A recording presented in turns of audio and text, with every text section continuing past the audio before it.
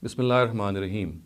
Dear viewers, from today I begin this lecture series on the collection and transmission history of the Quran. It is primarily based on a 15-year-long research, part of which also formed my doctoral thesis. It primarily owes its inception to the questions that arose in my mind when I taught this subject to postgraduate students, and I taught the conventional view on the collection and transmission of the Quran. And then as I taught and studied this subject, more questions arose in my mind, and I made a commitment to myself that I shall try my best to find out the truth behind these questions. Today in this session, I shall present some of the important questions which arose in my mind 15 years ago, and I shall also try, inshallah, to sum up these questions as best as I can, and then in the later episodes of this topic, I shall also point out the research methodology, my objective, and a summary of the topics that we shall discuss later on.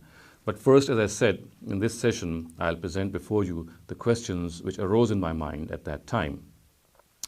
The first question which arose in my mind when I began studying and teaching the subject was that currently there are 5 different versions of the Quran found in the Muslim Ummah. Now, this might be a startling revelation for most of you, but then for academic circles, this is nothing new. So we have 5 different versions of the Quran circulating in the Muslim Ummah. We have this famous version, or I would say the Riwayah of Hafs from Asim, which is the Quran, which is taught in most parts of the Muslim Ummah and which is known to most of us. And these Qurans, as I would point out, are actually named after a famous reciter who used to recite the Quran in a particular way. And when I say reciter, it does not merely refer to pronunciation, it also refers to variation in words. So when I say there are 5 versions, it means that there are 5 different versions which have different words at times. There are verbs which are different. There are nouns which are different. There is a difference between plural and singular. There's a difference between declensions or the i'rab. And then we have other differences as well.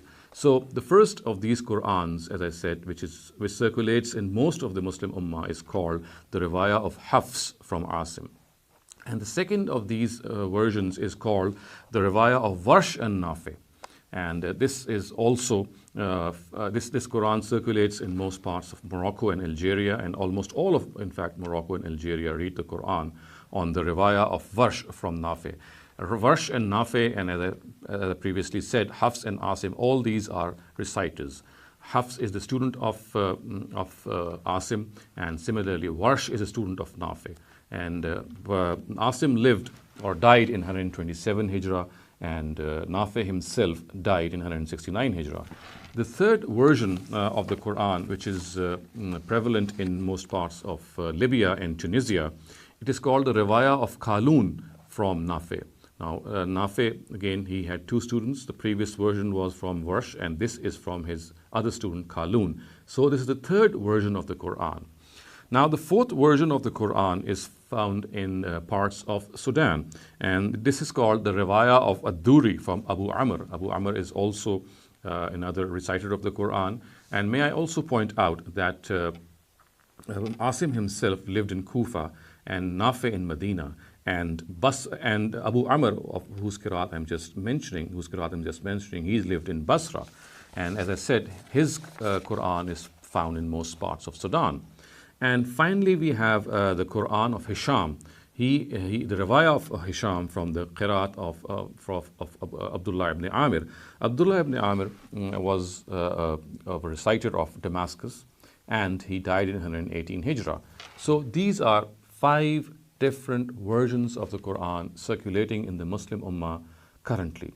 And as I said, the differences in these versions is not just in matters of pronunciation or dial or accent, but it also relates to differences in verb patterns, differences in nouns, different in a singular or plural noun, and similarly in declensions or i'rab. And then there are differences in particles also. For example, at places we'll have waw or a fa in a difference of opinion. And just to give you an example, that differences which are found in these various versions. So, for example, if I categorize these differences, although these categories which I have made are not exhaustive, but some of the categories which can give you some idea of these differences is that in one version we find the words, as you can see being displayed on your screen, فَإِنَّ اللَّهَ هُوَ الْغَنِيُّ الْحَمِيدُ.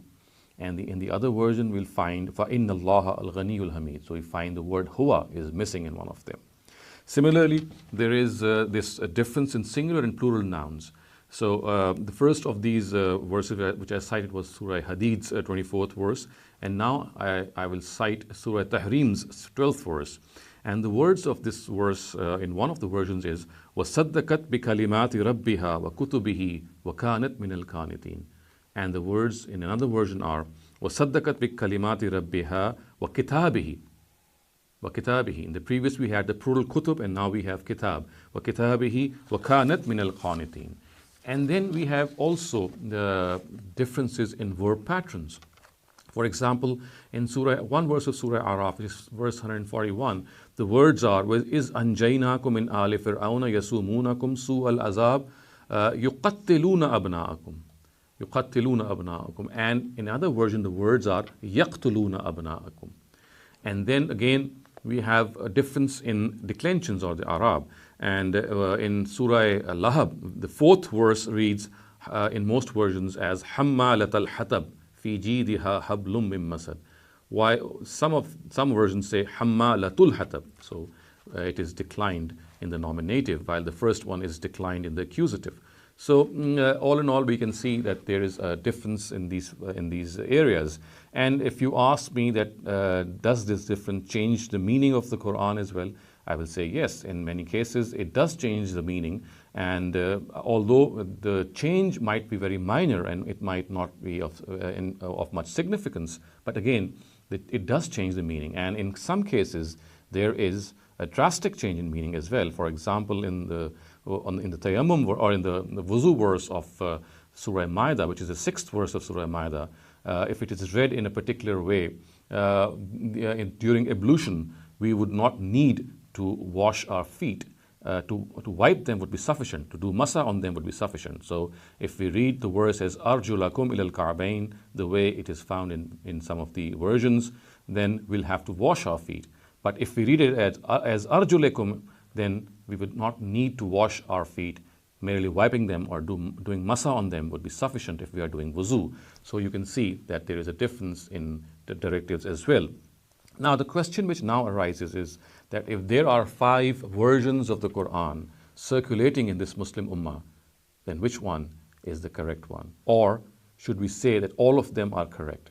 So this was the first question that struck me, and obviously when I'll present my research, in my humble opinion, I'll present the answer to this question. But as I said, today I'm just enumerating these questions, just enlisting these questions. And the first of them, as I said, which wonderstruck me and dumbfounded me, was that there are at least five versions. And I'm saying this because there are other versions also which are classically accepted. But that I leave to the next point. The next point is, or the next question actually, which arose in my mind, also relates perhaps to the first question, but it is an independent question because of its import. So the second question is that there are variant multiple readings of the Quran. The Quran can be read in various ways, in multiple ways. And why? Because our scholars say that these multiple ways have been sanctioned by the Prophet. But when they say this, they do not cite any criteria from the Prophet. But what they do is they cite their own criteria in this regard, and they say that if any reading of the Quran, any recital of the Quran is sanctioned by 3 criteria, then it can be accepted as a verse of the Quran. That particular recital will be a verse of the Quran. And these 3 criteria are very, very famous, and any person who has even a slight knowledge of the Qiraat science, he knows that a Qiraat or a reading should be in accordance with the rules of the Arabic grammar, and then it should be reliably traced back to the Prophet Muhammad sallallahu alaihi wasallam. And the third criteria is that it should be in accordance with any of the Usmanic copies. So any reading, any recital which is in consonance with these 3 criteria is regarded as acceptable. And may I show you, viewers, that If I show you this Quran before me and I open up any page of the Quran, you will find on its sides on the other variant readings of a particular verse which is mentioned in the main text are mentioned in the margins, and you can see that there's hardly a page in this whole corpus of the Quran which is devoid of any variation in this reading. And this variation in reading, again, as I said, is basically acceptable to all our scholars if these readings conform to these standards which I have just narrated before you. And viewers, also interesting is the fact that these readings, as I said, at times they do not have a very significant change in the meaning, but at many a time we have significant changes in the meaning as well, because when words change, when we find that there is a difference in declensions, in verb patterns, in nouns, the meaning obviously changes. And just to quote a very glaring example, in again the same verse, Surah Maida's 6th verse, we find that in the case of dry ablution or tayammum, now one verse has the words "Aw lamastumun nisa," or I would say most versions, which means that if men have had intercourse with their wives, and they do not find water for ablution, then they can do tayammum. However, in one of the other versions, which is or one of the other recitals, which is attributed to Hamza, a famous reciter of Kufa, the words are lamastumun nisa, which means that this is only allowed if a husband has kissed or touched his wife, and then he finds no water, and then he can do dry ablution. So in lamastumun nisa, the version which says lamastumun nisa, it would mean that dry ablution is allowed in the case of sexual intercourse between a husband and wife. But in the case, if the verse is read as lamastumun nisa, that is without an alif, it would mean that it is only allowed if they have kissed or touched each other. So you can see that merely this variation produces a difference in directives as well. So the question arises that if we have to accept any recital as the Quran, the obvious question which would come in my mind would be that it has to be sanctioned by the Almighty or by His Prophet. Now, lo and behold, here we find neither the Almighty nor the Prophet sanctioning these recitals or not giving any criteria of accepting these recitals. These criteria have been formed by our scholars of the Ummah. When I say these 3 criteria, it means that these 3 criteria have not been given to us by the Almighty, not been given to us by the Prophet Muhammad ﷺ himself. It is the scholars of the Ummah who say that any recital, any reading of the Quran, any qiraat of the Quran, if it conforms to these 3 standards, then it shall be held acceptable. So as I said, the question which arose in my mind is that why? Only God and His Prophet should be given or has been given or invested with this authority of regarding anything to do with the Quran. So how can we regard something which a scholar of the Quran, who is perhaps 100 or 200 years, who lives 100 or 200 years after the revelation of the Quran, who has given him the authority to decide what the Quran is and what it is not? The third question, viewers, which arose in my mind is regarding certain narratives which are found in our canonical hadith books, which give us this very, very stark impression that the Quran we have today with us is incomplete. The Quran we have today with us is not complete. It is imperfect. It has something which has been left out. And I can quote many examples, but for the lack of time, I would content myself in citing 2 very common examples which are perhaps known to any student of the Quran who has studied the history of the Quran. So the third question, as I said, which struck my mind and which caused a lot of doubt in my mind was that we have this impression that the Quran we have today is not complete. Now, the first of these verses is the stoning verse, which is found in Bukhari. It's also found in the Muwatta of Imam Malik. But the version that I am now presenting before you is a hadith which is from Sunan of Ibn Majah. And you can see that the words are very startling and which tell us that a particular verse of the Quran had been left out from the Quran, and it still exists in certain ahadith, and it was part of the Quran, but it no longer is part of the Quran. And let me also point out the fact that no other person than Umar ibn al-Khattab radhiyallahu anhu himself is the person who narrates this hadith. So the words as recorded in the Sunan of Ibn Majah are قال عمر بن الخطاب لقد خشيت أن يطول بالناس زمان حتى يقول قائل ما أجد الرجم في كتاب الله فيضل بترك فريدة من فرائض الله ألا وإن الرجم حق إذا أحسن الرجل وقامت البينة أو كان حمل أو اعتراف وقد قرأتها الشيخ والشيخة إذا زنيا فرجموهما البتة رجم رسول الله صلى الله عليه وسلم ورجمنا بعده. Umar ibn al-Khattab said, I fear that time will pass over people until someone will say, I do not find the verse of stoning in the book of God. So in this way, people will be led astray by abandoning a directive from other directives or from among the directives of God. Bear in mind that stoning is the rightful punishment for a married person who has committed adultery. And it is established through evidence or pregnancy or confession. And I have read, Ash-shaykhu wash-shaykhatu iza zanaya farjumuhuma al-battata. This is the verse which Umar said has been left out from the Quran. And it means necessarily stone to death the married man and the married woman guilty of adultery. So this is what the conventional translation of this word is. God's messenger stoned criminals for this crime, and so did we after him. So this is the verse of the Quran which is operational today, on the basis of which punishments are given today by our conventional scholars the way they understand it, but it is no longer found in the Quran. Another example here is the suckling verse, and this hadith I cite from the Sahih of Imam Muslim. And here this hadith has been cited by none other than Aisha radhiyallahu anha.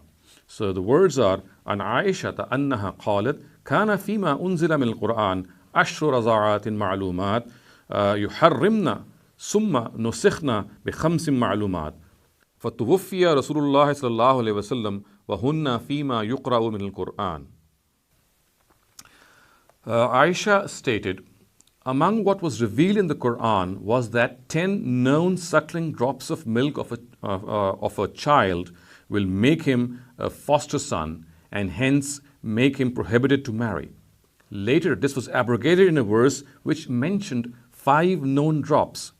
God's messenger died, and the verse which mentioned these 5 drops was among what was being read from the Quran.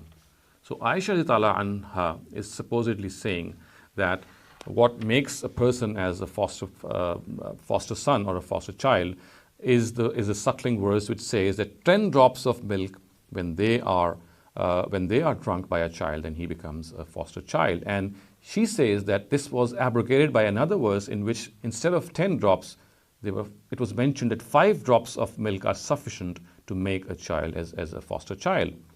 And what she says, which is something which is very eye-catching, is فَتُوُفِّيَ رَسُولُ اللَّهِ صَلَّى اللَّهُ عَلَيْهِ وَسَلَّمَ وَهُنَّ فِيمَا يَقْرَأُ مِنَ الْقُرْآنِ, that فِيمَا يُقْرَأُ مِنَ الْقُرْآنِ. She says that the Prophet died, and this verse was among those that was being read from the Quran. And viewers, we know that today's Quran no longer contains this verse. So the words are وَهُنَّ فِيمَا يُقْرَأُ مِنَ الْقُرْآنِ. These verses from among the Quran were from among the Quran when the Prophet died, and we obviously, as I said, these no longer exist. So these two are very prominent and glaring examples which testify to the fact that the Quran which we have today, if we go by these narratives, is incomplete. So as I said, this was the third question which struck me when I began my research. The fourth question which confronted me in this regard was that as I read through various research manuals and histories of the Quran, I found, and obviously this is something which is of established nature, that the Quran we have today has scribal errors, scriptural errors in the script, and we find that these are numerous. Thus, for example, we have extra vowels mentioned in various places which are regarded as redundant. They are written, but they are regarded as redundant by the oral tradition. We have extra alifs we have extra yas and we have extra vavs. And just to give you a few examples as they are being displayed before you on the screen, this is verse of Surah Naml has extra alif contained in it. The words are لَأُعَذِّبَنَّهُ عَذَابًا شَدِيدًا أَوْ لَأَذْبَحَنَّهُ. As you can see, the underlined word, the alif which actually succeeds the other alif is an extra alif, because the word is لَأَذْبَحَنَّهُ. Or if we don't accept this to be a something, a letter which is redundant, then we find this anomaly that this verse or this word would read in a very opposite way, and the words would be أَوْ لَا أَذْبَحَنَّهُ. It will be a negative particle instead of presenting the positive picture. Similarly, another example is from Surah Al Imran. This is verse 158, and here again we find an extra alif.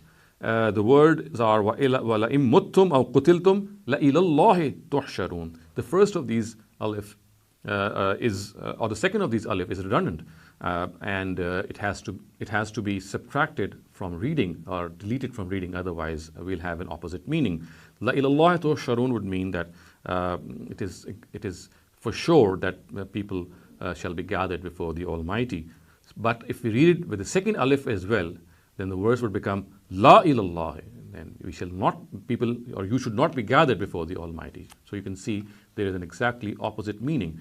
And the question is that scholars generally say that the oral tradition shall rule the written tradition, and these scribal errors shall be regarded or shall be disregarded. But again, the question arises that was not the Quran checked for these scribal errors whenever it was written, or should we say that the oral tradition perhaps was correcting the written tradition, or the interesting scenario that it was the written tradition which was correct and the oral tradition which was wrongly reported. So all these questions do arise. But as I said, this is just one example. Another example, this time I'll confine myself to a single example, is the existence of an extra ya. So you can see the word of Surah Zariyat before you, the verse 47. The words are وَالسَّمَاءَ بَنَيْنَاهَا بِأَيْدِيٍ وَإِنَّا لَمُوسِعُونَ. The word aid obviously means hand.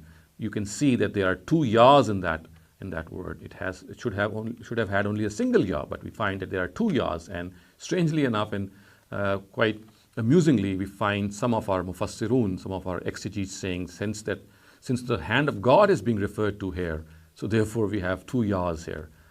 Obviously, this is something of more of an amusement than anything which can be nearer to reality. And the third example yours in this is that we find an extra vav mentioned in many places, and a single example that I'm going to quote before you is verse 45 of Surah Araf, which is being displayed before you. As you can see, the words are Sa'urikum daral fasiqeen, and the vav here after in Sa'urikum is redundant, has no basis, it is just there and it has no function. So you can see, viewers, that these are just a few examples which I have given.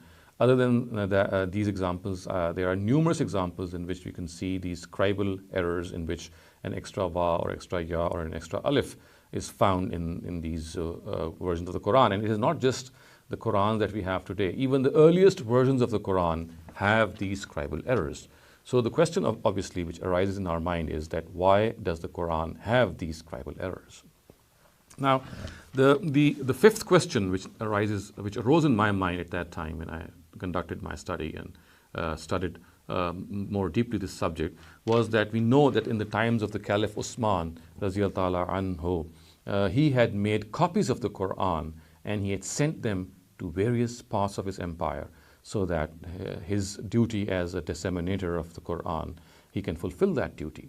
Now, viewers, I was struck by this question because our source books say, most of them say, almost all of them say, that these versions or these copies of the Quran which Usman made in his times were different from each other.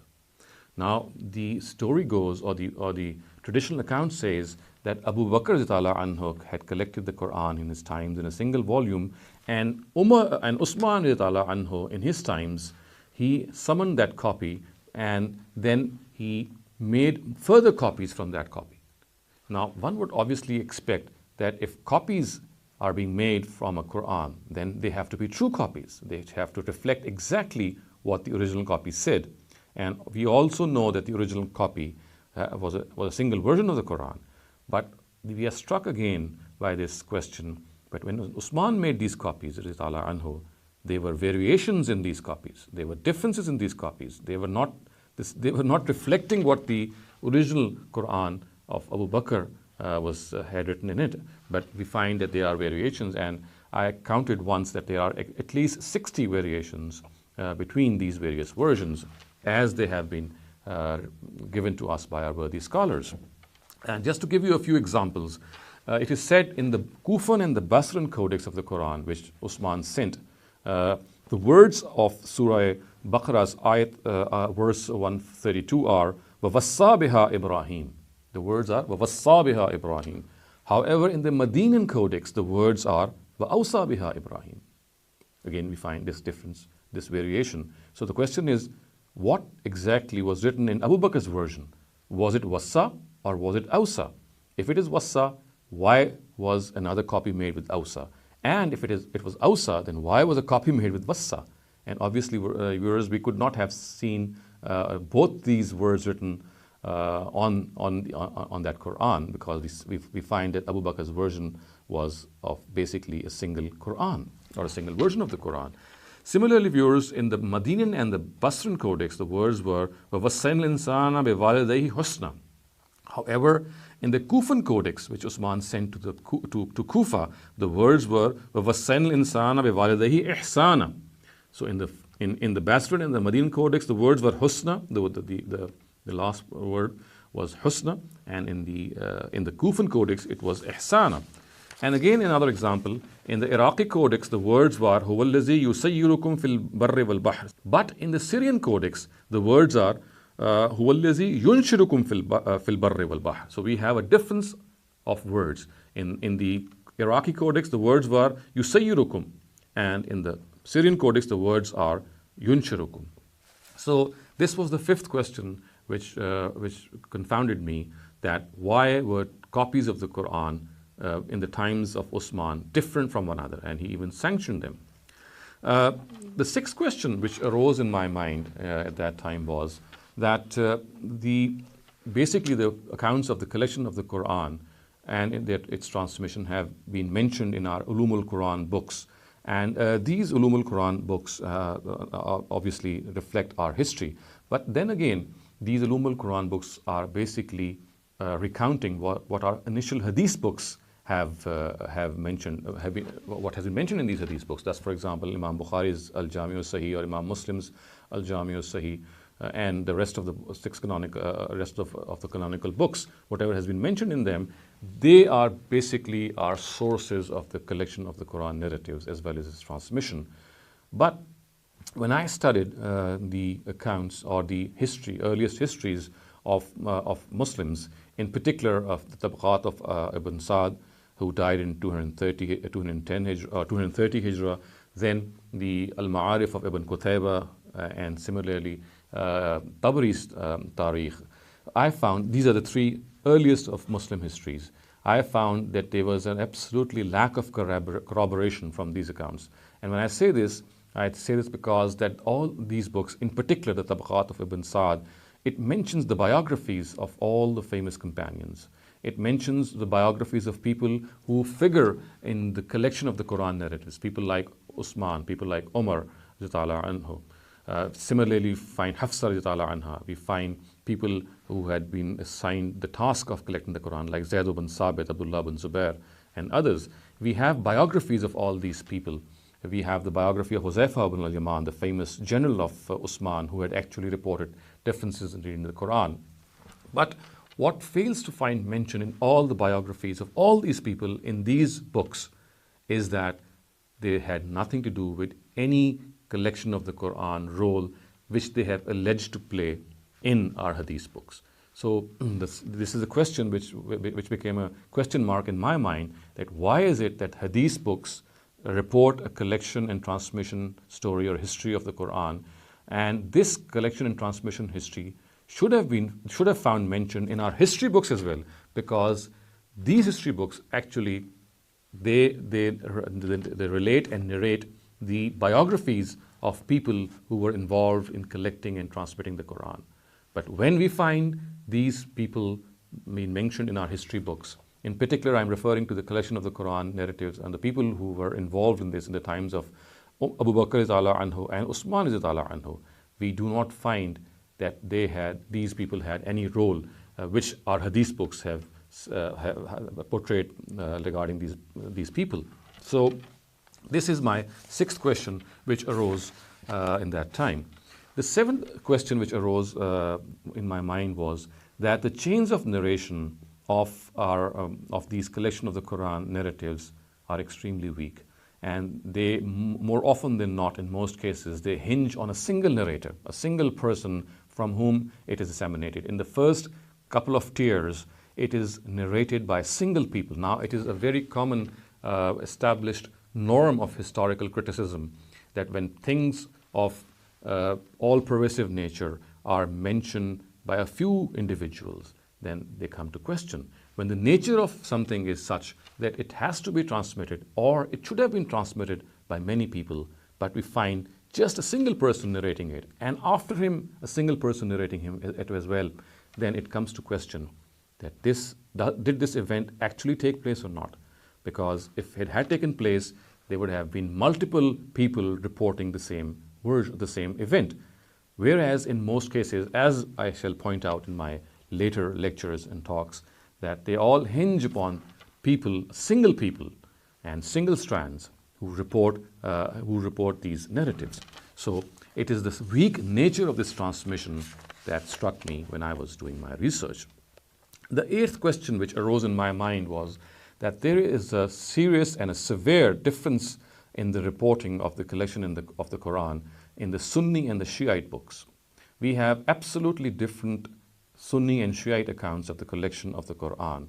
The Sunni accounts regarding the collection of the Quran have a different version of this collection, and the Shiite accounts, which are primarily based on the Kitab of Sulaym ibn Qais, Tabrasi's Al-Ihtijaj, and Ali ibn Ibrahim al-Qummi's Tafsir al-Qummi, the way these books describe the collection of the Quran, and obviously they point out that it was Ali radhiyallahu anhu who was the first person who had collected the Quran, he brought it over to the Sahaba, the companions who were gathered at the Saqifa of Bani Sa'ida, busy in electing the next caliph or the successor of the Prophet.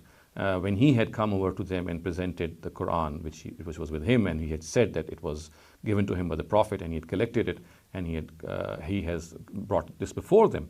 But it was not accepted by the companions, as the Shiite sources say. And the Sunni sources, on the other hand, present a very incomplete picture, and they reject this, or they have a different version of how Ali was involved in this collection of the Quran. And according to them, it was Abu Bakr anhu who, after the death or demise of the Prophet, when there was a battle of Yamama going on between Musaylama ibn Kazzab, and a number of reciters of the Quran had died, did he embark upon the first collection of the Quran as he was advised by Umar radhiyallahu anhu. So we find two conflicting versions in two of the mainstream sects of Muslims. Now, the ninth question which arose in my mind was that a famous companion of the Prophet, Abdullah ibn Masud, he is someone who was very close to the Prophet, one of his earliest companions. Now, he is a person from whom you could least expect what I'm going to just narrate before you. He said that the Mu'awwizatayn, or the last two surahs of the Quran, Surah Falaq and Surah Nas, they do not belong to the Quran. It was his view that these two surahs were not part of the Quran. And as it has been reported, that Kana Abdullah yahukkul mu'awwizatayn min masahifihi, that he would delete the Mu'awwizatayn, the last two surahs of the Quran from the Masahif. وَيَقُولْ إِنَّهُمَا لَيْسَتَا مِنْ كِتَابِ اللَّهِ تَبَارَكَ وَتَعَالَى. And he would say that they do not belong to the Book of God. So this is what Abdullah ibn Masud would say, as has been recorded by our hadith books. Now, the 10th question which arose in my mind was regarding the arrangement of the surahs in the companion codices. Now, as you can see, the order of the Quran Quranic surahs in Abdullah ibn Masud's codex and of Ubay ibn Ka'b's codex is being displayed before you. And this has been brought to surface by Ibn Nadim's Al-Fahrist and Suyuti's Al-Itqan. And they have displayed this arrangement in their own books and said that this is how the Quran was arranged in the companion codices. Again, this question struck me that if the Quran had a different arrangement in different companions and the Quran of Usman again had a different arrangement, then which is the correct arrangement? Why should we give up the arrangement of the other Sahaba and we stick to the arrangement which is found in the codex of Usman anhu? So the numbers that you see, viewers, being displayed before you are the numbers which are found, are the number of the surahs. They represent, each number represents a surah in the Usmanic codex. So these numbers actually are the surahs which are the Usmanic surahs, and the way they have been arranged in these two codices of Abdullah bin Masud and Ubay ibn Ka'b respectively, you can see how starkly this arrangement is different in their codices. Now, the 11th question which struck my mind is that the orthography of the Quran, or the orthographic history of the Quran, in which vowel sounds and diacritics were inserted and the way it has been mentioned, it actually belies common sense. And the history which is generally recorded in various orthography books is that the vowel sounds were first of all, it is said that the text written, the earliest text, was devoid of vowel sounds and was also devoid of diacritics. And that would mean that the way a word should be pronounced and the way a word actually is, similar words which differ with each other by virtue of diacritics, this would not be available, it would not be apparent in that skeletal text. It is said that the vowel sounds were inserted first, and then later on, in the times of Hajjaj ibn Yusuf, the diacritics were inserted. So Abul Aswad al-Duwali is the person who first inserted the vowel sounds, and later on, about 2 or 3 decades later, Hajjaj ibn Yusuf in his time summoned some of the other people who actually then inserted diacritics. Now, the common sense question which came to my mind is that should it not have been the reverse?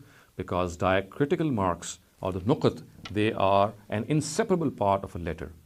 If at all any insertion had to be made, it should have been the diacritics which should have come first, and then later on these vowels should have come. Because merely inserting the vowels and not being able to differentiate between a ra and a za, and a ta and a za, and a sin and a sheen, or a sa and a sha, what good would have been vowel sounds? What good have been the Arab if in the absence of these diacritics the Quran could still be read in various ways? So in my mind, the history of this history of the orthography of the Quran, the script of the Quran, presented a very, very strange question. To me, the diacritics should have been inserted first, and then these vowel sounds should have been inserted, if at all the story, the way it has been narrated in our books, is true. So this is what the question that struck my mind, and it formed the 11th question. Now, the 12th question which struck my mind and which also caused doubt in my mind was that famous narrative which most of you would be knowing is the revelation of the Quran on 7 ahruf. It is said that the Quran has been revealed on 7 ahruf, and this again, this narrative is found in Bukhari, it is found in Muwatta, it is found in its variations are so many that most of our scholars regard this narrative to be mutawatir. They say that it is a mutawatir hadith, and strangely, not a single person is in a position to decipher what actually is the meaning of this narrative. We find different opinions, a plethora of opinions, people citing over 30 interpretations of this narrative. And a person of the caliber of Imam Suyuti has said that this narrative is among the mutashabihat, or the meaning of which is only known to God. And viewers, this narrative is one of the basic narratives in Muslim transmission and collection Quran history, because it is this narrative on the basis of which multiple readings of the Quran are accommodated and allowed. And lo and behold, we find that our Muslim scholars, they have different opinions regarding this narrative. When it is said that the Quran was revealed on 7 ahruf, we are not in a position to definitely say what this ahruf means and what the word or the letter 7 or the number 7 refers to. Thus, for example, some very common interpretation is that some people say that the 7 ahruf are 7 ways of pronouncing a word. Some say that there are 7 types of Quranic verses. This is what the meaning of 7 ahruf is. Other people say that 7 denotes 7 dialects of Arabia. Some other people say that 7 denotes 7 different types of Quranic verses, and so on and so forth. And we have even scholars who say that it denotes 7 synonyms of the Quran. So there are so many different versions of interpretation of this narrative, and it is so central to the collection and transmission of the history of the Quran, and finding so much diverse opinions and people who have different opinions regarding this narrative and still accepting it to be a central narrative in the collection and transmission of the history of the Quran, in spite of accepting the fact that we are not very sure what it means, is again something which really dumbfounded me. Finally, viewers, the 13th question, and I would say that these are some of the questions which I am citing before you. There are several others as well which came to my mind, but these are some of the ones which I would present before you. So the final question which came to my mind was that we are generally introduced and told that the Quran was transmitted in such a manner that there were thousands of memorizers of the Quran. There were heaps, and there were such a large number of people who had memorized the Quran partially and completely, and then these memorizers had transmitted this memorized Quran to the next generation, and so on and so forth. And such was this large number of memorizers of the first generation in the time of the Prophet that any transmission of error was rendered as secure. But on the contrary, we find a Muslim hadith book as highly regarded as the Al-Jami' al-Sahih of Imam Bukhari, presenting 2 narratives which say that actually there were only 4 memorizers of the Quran who had memorized the Quran in the lifetime of the Prophet. And this is obviously in stark contrast with the claim that there were thousands of memorizers. The words of this narrative, as recorded in the Jami' al-Sahih of Imam Bukhari, are it is reported by Anas ibn Malik. He says, "Mata Nabi walam yajma'il Quran ghayru arba," and then he names those 4 persons: Abu Darda, Mu'az ibn Jabal, Zayd ibn Sabit, Abu Zayd. So it says that these are the 4 people. Only the style is very restrictive. It says, "Lam yajma'il Quran ghayru arba." Only 4 people had memorized the Quran. I'm saying memorized because most of our scholars interpret this narrative, the word jam'a, to connote memorization. So in the presence of this narrative that only 4 people had memorized the Quran, the claim that thousands and thousands of memorizers were there who had memorized the Quran and then transferred it to the next generation, this contradiction has to be resolved. Either the first one is correct or this is correct. So again, this was a question that struck my mind, and it urged me to find what the truth was. So viewers, this is a summary of some of the questions which I have presented before you, and inshallah in the next session I will further elaborate on how I have taken upon myself to research out these questions, and I will also outline the methodology of my research, also give the justification and the nature of my research, and also present a summary of the topics that I will cover in my later lectures. And I pray to God that He grant me the sagacity and the wisdom and the power of speech to properly present this research before you. And I also pray to God that in this research, whatever truth has come to my mind, that I should accept it the way it has come before me. And I also pray to God that this truth which I propagate, I shall always be flexible, that if any critique comes upon it, it convinces me, I shall change my opinion and always try and see what the truth is in this regard. أقول قولي هذا واستغفر الله لي ولكم ولسائر المسلمين والمسلمات.